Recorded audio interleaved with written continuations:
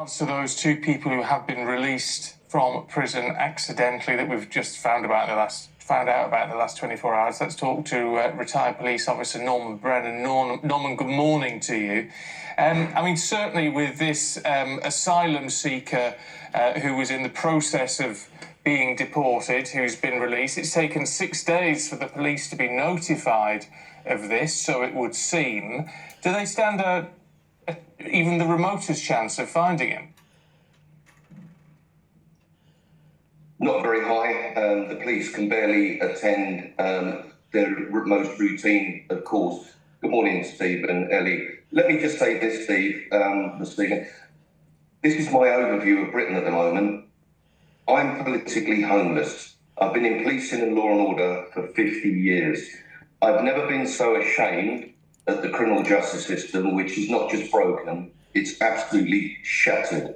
We can't protect our borders. We can't protect our streets. We can't protect our transport systems. And here we are talking about we can't even keep people in prisons. I agree with the other contributors. We've been absolutely saturated with illegal migrants, asylum seekers, people we don't have a clue about. I see the types of crimes that they've been committing, and I've been told about it from the policing sources over the last 7 or 8 years, something that the public were not told about. They now are. We don't just have a crisis, we have a system that is collapsing, and all anybody ever does is come on programs like yours and said, yes, we made mistakes, something's got to be done, this can't carry on. But the trouble is, Stephen, nobody is prepared to break that circle. And as I said, I'm politically homeless. This country's criminal justice system, and it's something serious that someone like me would say and think seriously about, is not safe in this government's hands. It's not safe with the Justice Minister, David Lammy. They are out of touch. They're not leaders. They have no vision. They have no passion, and they've lost control. And that's why Britain, sitting in their homes at the moment with their heads in their hands, saying, what next? I don't feel safe. I don't see the police, and all I see now is criminals escaping from prison, and the police that should be protecting me and investigating my crime are now chasing their tails, arresting the same people that they'd already arrested, convicted and put in prison. Are you familiar with the accusation that there is this complete breakdown of communication between the Ministry of Justice and the police, or is that something that we're only experiencing relatively recently? Well, it's not really a breakdown, Ellie. What it is, it's the police that are here to do what they do, and that should be patrol the streets, attend calls, investigate crime. What they don't want to keep on having is the Ministry of Justice putting pressure on them when they can't do the job that they do. The real truth of this matter at HMP Wandsworth is that a third of the staff are unavailable to work.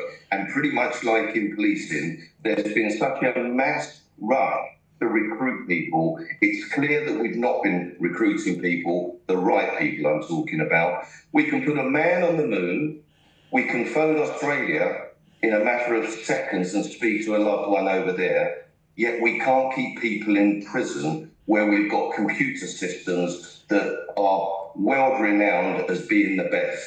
How these cock-ups keep occurring, I don't know. But all these words of, we must do better, we must learn lessons, I'm afraid the public is sick and tired of listening to that. What they want to do is they want to live their lives in safety, travel the transport systems, walk the streets, and believe that the police are there to protect them. Sadly, everybody feels lost and alone and in despair. And sadly, I agree with them. Look, a lot of people will be watching and listening and saying, look, you make some valid points, but it's very easy to criticise with the greatest of respect, but much harder to come up with solutions to deal with it. Isn't it? I mean, what are we looking at? Are we looking at a vast number of increase in the number of officers on the streets that is going to make a significant difference? Or is that going to be a huge funding model which isn't going to actually change anything? I mean, it's a difficult issue to correct, isn't it? Stephen, we know each other of old. 31 years I've been in the police service. I was the first police officer ever to see the criminal justice system starting to break. The public being failed, victims not being looked after like they did. So I broke from the ranks whilst a serving officer, never done before.